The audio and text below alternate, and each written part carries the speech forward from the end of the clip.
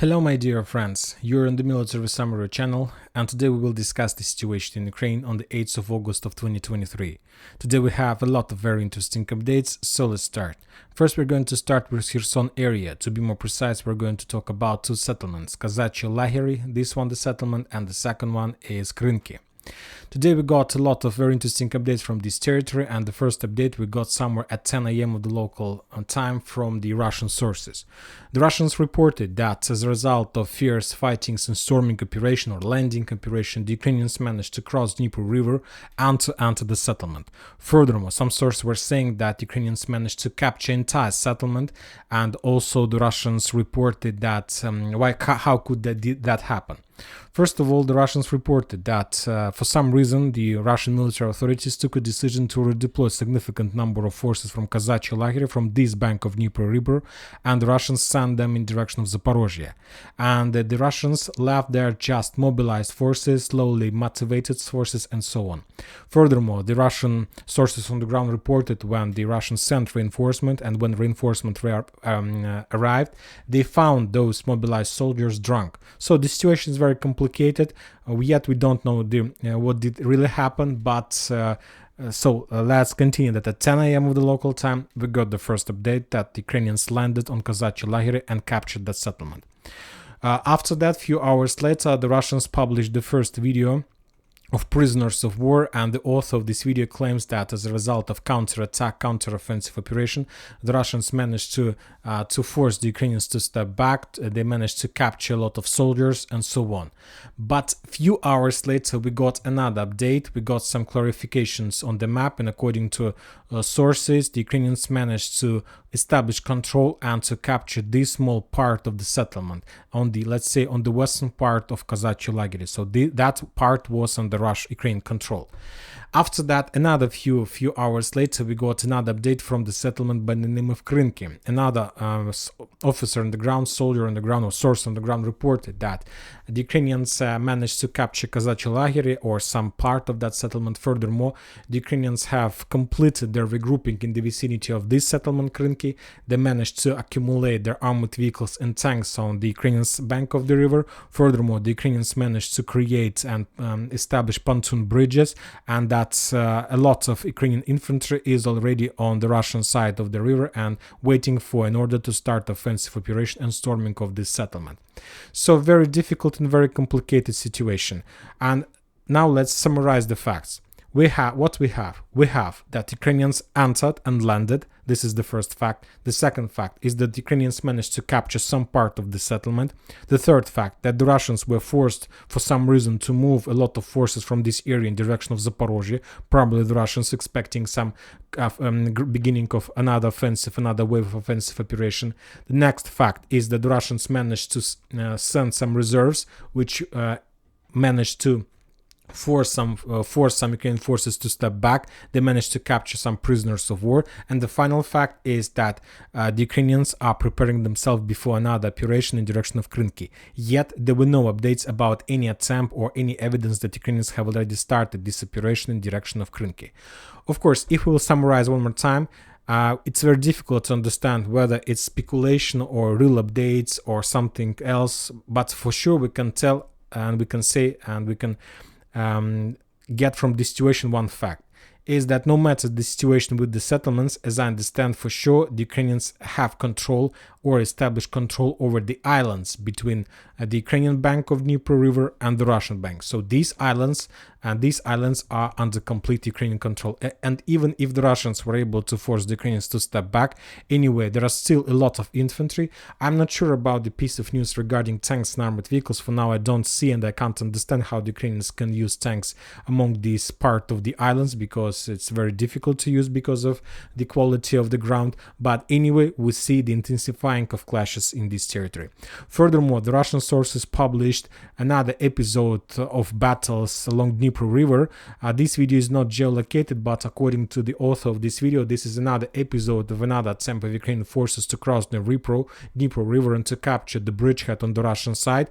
But that was some kind of ambush. The Ukrainian soldiers were discovered by the Ukrainian intelligence, by the forces, and the Russians counterattacked very fast, and as a result of small fightings, the Ukrainian Ukrainians understood that that was an ambush, and they tried to evacuate from the Russian bank of the river, and probably as a result of that video the Ukrainians managed to evacuate, and probably with the minimal losses or something like this. Furthermore, I'll remind you that all these days, the recent days and today, the Russians were bombing this bank of the river heavily. For example, today we got some report without video or photo confirmations that somewhere at 6 p.m. of the local time, the Russians start bombing and shelling with guided bombs the Ukrainian bank of the river in the vicinity of Berislav, the main area where the Ukrainians accumulated their forces, and probably those forces were involved in that landing operation. Furthermore, the Russians published another video of usage of the guided bombs in the vicinity of Kazatska, and according to this geolocated video we see that this area is closer to the possible landing operation area. Furthermore, if we increase the number of updates that we got from this bridgehead, let's say from the 20th of July, we're going to see that there were a lot of bombings from the Russian side. For example, on this video in Kazatska, we're going to see another usage of guided bombs. This event took place on 25th of July, so not very, like 2 weeks ago.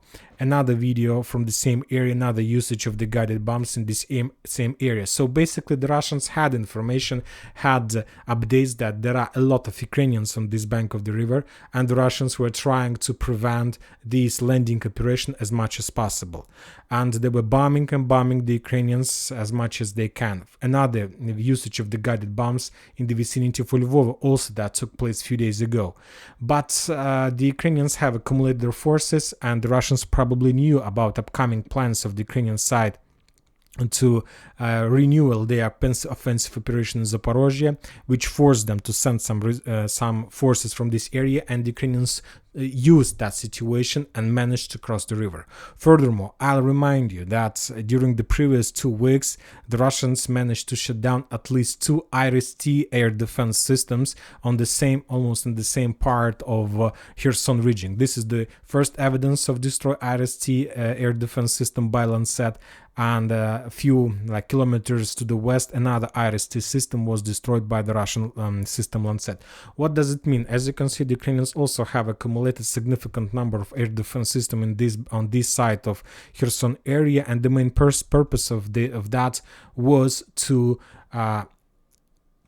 protect and to establish defense for the troopers that will try to cross the river, because the Russians are using guided bombs for attacking Ukraine positions with the guided bombs. They need aircrafts, and so this is like the pictures, the puzzles of this very big picture. So we see that probably the Ukrainians will make more attempts to continue this operation. Furthermore, the Minister of Defense reported that as a result of fierce fightings in this area, the Ukrainians lost at least 50 soldiers and 2 armored vehicles. When talking about the forces that were involved in this operation, from this perspective, we see some interesting updates. There is like 126th Territory Defense Brigade. There is 121st Defense Brigade. There is 124th Defense Brigade. There is 122nd Defense Brigade. So as you can see, the main forces that's located in this area which were involved in those operations is Territory Defense Brigade. And when talking about other brigades, there is one artillery brigade, 406, and another one is located a little bit to the north, 48th Artillery Brigade. When talking about mobile forces, there is just 46 air mobile forces, but the Russian source reported that this brigade was redeployed to Zaporizhia. So everything is very complicated, and when talking about the structure of the forces, I don't see offensive forces that can complete this landing operation. But when talking about the heaviest losses of Ukrainians in Zaporizhia area, I won't be surprised that I'm not going to surprise if Ukrainians will use every type of forces they have, but to complete and to show at least some media victory in the vicinity of this area. So let's wait more, but for now the updates are not very good for the Russian side. Now we're moving to Zaporizhia area. We haven't received nothing almost from this bridgehead. The Russians, after a few days, after a few weeks of Ukrainian offensive operation in this area, when the Ukrainians were defeated, launched their own counter-offensive operation, and basically the Russians are trying to return the trenches and fortifications and the strongholds on the fields that were under Ukrainian control during the previous 2 weeks. The Ukrainians, some sources were saying that Ukrainians made few attempts to counterattack, attack one more time, but those were another reconnaissance operation, or maybe attempts to to give the Russians possibilities to return this territory under their control back. Now, when talking about Zaporizhia area, the Russians reported that as a result of fierce fightings in this area, the Ukrainians lost 110 soldiers and 9 armored vehicles. When talking about Vremivka tactical bridgehead, the Ukrainians since the beginning of this day, since the beginning of the 8th of August, were trying to attack in direction of northern part of Vorozhaina. But yet the Russians still control this settlement and they are not giving the Ukrainians even a chances to capture this small village. If we increase the number of updates since the beginning of 23rd of July, we see that there are no icons of Russian bombing this settlement. Well, if you take a look at Staromayorsk, we see the icons of two colors. This is the basic logic. For example, if Ukrainians get inside of the settlement and if the Russians withdraw their position, in an hour later, the Russians start bombing and shelling the settlement. And such situation we saw in Staromayorsk. When the Russians were forced to step back from this settlement to the south, the Russians start attacking this settlement with artillery systems. When talking about Vorozhaina, as you can see, there are no Russian icons of Russian attacks the settlement, which means that the Russians still inside of the settlement and the Ukrainians haven't captured even the northern part of this area. But some sources are saying that the Ukrainians managed to advance and probably to capture a few buildings. But I believe that those were some kind of speculations. Furthermore, we got updates, another evidence that Ukrainians were bombing and attacking the Russian infantry on the northern part. On this video, we see how the Russian forces were trying to evacuate their wounded soldiers inside of the building. The Ukrainians discovered the Russian, probably small operational hospital, local hospital, and after that they started bombing that area. The Russians reported that as a result of fierce fightings in the vicinity of Staromayorsk and Vorozhaina, the Ukrainians lost around 125 soldiers, 8 armored vehicles and 2 artillery systems. Now we're moving to the South Donetsk area. We haven't received nothing from this area as well, just the videos that we discussed in the previous time. Just like the bombings of Ugledar, we got the usage of another type of weapon from the Russian side, nothing more. Now we're going to Marinka and Donetsk area. Today we got a lot of interesting updates from this bridgehead. The Ukrainians started bombing and attacking and striking the Russian positions with drones massively in the vicinity of Marinka, and to be more precise, in the south of Krasnogorovka, where the Russians, as a result of the previous fightings in this area, managed to accumulate significant attack feast on the line between the coal mine and the railways. So basically the Russians completed their regrouping, accumulated 2 attack feast, and the Russians are ready to continue their offensive operation in direction of Krasnogorovka. The Ukrainians see everything, and this is the reason why they started hunting and bombing the Russians exactly behind their main feast positions. Furthermore, today the Russians published another very interesting video from the northern stronghold of Krasnogorovka, northeastern one. They continue bombing and shelling this settlement, trying to reduce the Ukrainian possibilities to defend this area, trying to reduce the number of Ukrainian forces in this settlement in this area as much as possible. And the thing is that this is not the first video from this area. This is the second update for the last 2 weeks. The previous one was about just bombing and shelling the settlement with artillery, with all type of weapon they have. After the Russians completed the artillery bombings of the settlement, they started the drone attacks, just local clearing, by trying to destroy and discover Ukrainian soldiers. And all these updates tells me that the Russians is about to finish their artillery and drone preparation on the northern edge, and also very soon, probably even this week, the Russians will make attempt to capture this stronghold. And this is very important because if the Russians are able to capture the northern stronghold of Krasnogorovka, then they're going to be a real problem for the Ukrainians. It's not going to be like encirclement or something like this, but anyway, the Russians at this moment will receive at least 3 areas to attack in direction of the settlement. Furthermore, today we got another interesting update from the northern part, from Pervomaiska. The Russians discovered Ukrainian positions, the positions of Ukrainian reserves, the accumulation of their forces, their barracks with armored vehicles, and after that they attacked and bombed these positions, trying to reduce the Ukrainian possibilities in this region as well. So what is the purpose of these bombings and this video? Probably it's like a regular job for the Russians and as well as for the Ukrainians to attack discovered positions of each other, but I see this situation a little bit wider. The thing is that there is another forced point that the Russians need to capture if they want to complete the story of Krasnogorovka, and I'm talking about Nivolska, this settlement. And there is just one way how to supply and support this area, and the main supply road goes from Pervomaiska. During the previous weeks, we got a lot of updates from this area as well. If we will increase the number of updates, we got that the Russians were bombing and shelling this area heavily. They managed to destroy a few tanks. They bombed Ukraine positions along the forest lines. So also we see that the Russians have completed their artillery preparation of this area, and very soon they also can try to attack this settlement. And if the Russians can capture Nivolska, if they can develop their bridgehead to the west, of course this is going to be the beginning of the end of Krasnogorovka story, obviously. But so one more time, if the Russians want to capture Krasnogorovka, they need to control 4 points: the coal mine, the railways, the northeastern stronghold, and Nivolska. If they can establish control over these 4 strategical points, the question of it's not going to be a question of fall of Krasnogorovka. It's going to be the question of time when the settlement is going to fall under the Russian pressure. At least for now, the Russians have completed at least 50% of the tasks they need, and currently they are focused on the northern stronghold. And furthermore, if the Russians can capture this stronghold, this like edge position in Krasnogorovka, it will open the Russian opportunity to start development of their offensive operation to the north, so basically behind of Nivolska. So I see this operation, and this is exactly what the Russians are trying to implement. And of course, if the Russians can capture Krasnogorovka, it will reduce the number of shelling and attacks in direction of Donetsk agglomeration, which will of course reduce the level of loss among civilians. The Russians reported that as a result of fierce fightings on Donetsk front line, the Ukrainians lost 210 soldiers, 11 armored vehicles, and 1 artillery system, and 1 tank, and 3 artillery systems. When talking about Bakhmut and Klishchievka, Artyom's front line, the Ukrainians made an attempt to develop their bridgehead in the vicinity of Andreevka, Zinopolye, and Kurdyumovka.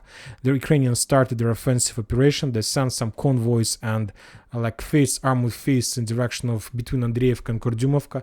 The Russians discovered those movements, and after that they start bombing and shelling the Ukrainian forces. As a result of those artillery strikes, the Ukraine lost significant number of armored vehicles and infantry and were forced to step back.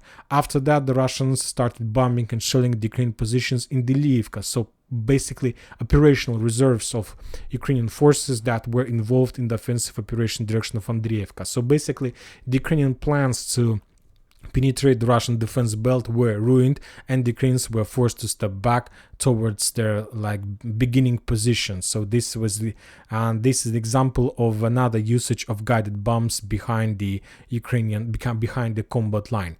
So one more time, the Ukrainians were attacking this direction. They were discovered, and then they were attacked by artillery and were forced to step back.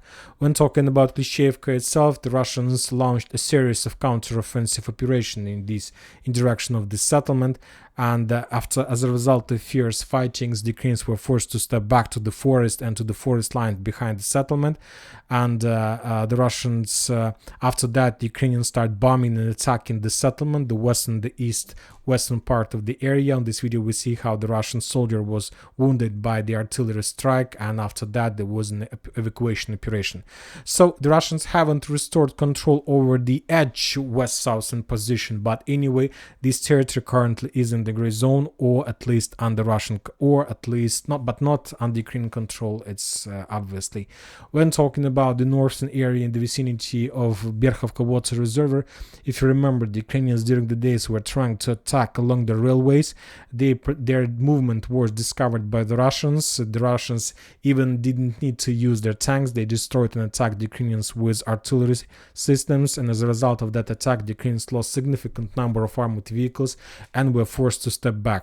But probably during that attack, the Ukrainians managed to got probably the most important thing. They got the information regarding the Russian fire positions of drones, of air houses, of artillery systems, and after defeat in the vicinity of Berkhovka water reservoir, the Ukrainians start bombing and attacking and hunting the Russian discovered positions of their supply roads, of their trucks, of their artillery positions, of ammo depots, and many other things. Furthermore, the Ukrainians discovered the Russian artillery position D1 and also destroyed them as a result of artillery strikes. So this is the only benefits that Ukrainians managed to got after unsuccessful attempt to attack in the vicinity in direction of Berkhovka and Yagidne.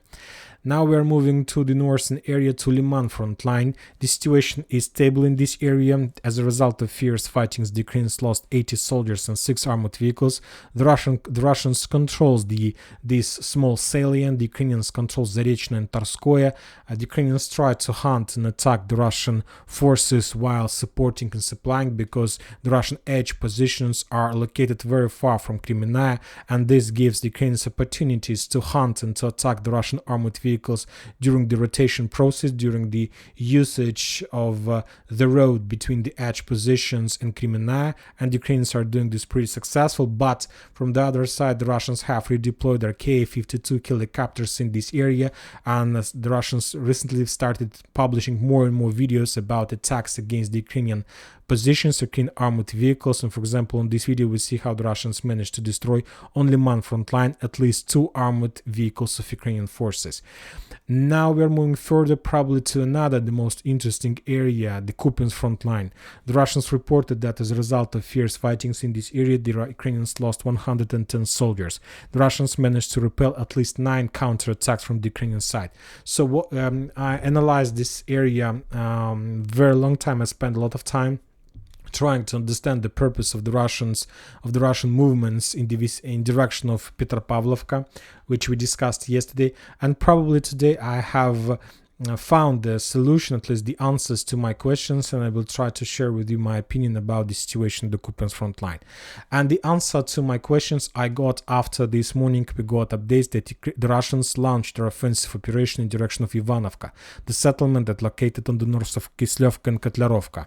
That was, or probably this is still the reconnaissance operation, reconnaissance in combat. We haven't received the numbers or details about this offensive operation or the results, but anyway, currently as understand, Ivanovka and Stepovo Novoselovka are the primary target for the Russians. So basically, as a result of those and the upcoming offensive operation in this area is going to be establishing control over these 2 settlements, Ivanovka and Stepovo Novoselovka.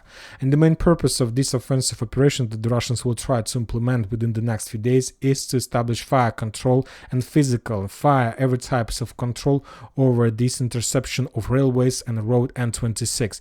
Basically, the Russians want to cut the supply and support road that goes from Kupiansk in direction of another Ukrainian stronghold on this area, Kislovka-Kotlarovka agglomeration. So this is the first Russian step in this very big offensive operation.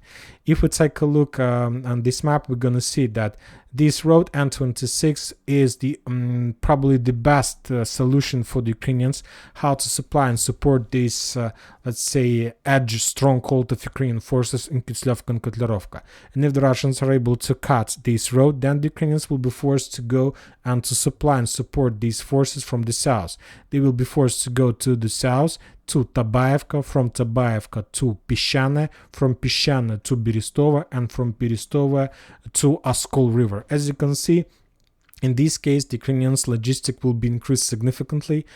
They will be forced to use local roads, the destroyed bridges and the area.